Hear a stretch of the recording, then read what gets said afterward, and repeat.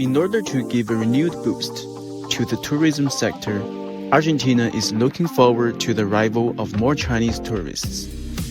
The country has prepared travel offers linked to nature, gastronomy, and culture that take into account the tastes and needs of the market.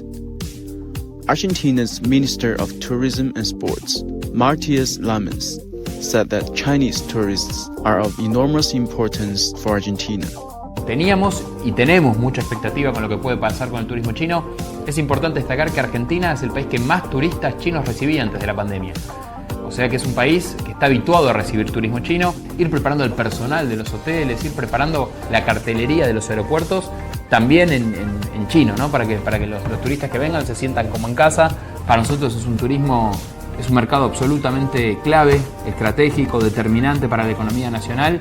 Como te decía antes, es el país que más turistas chinos recibe de Sudamérica.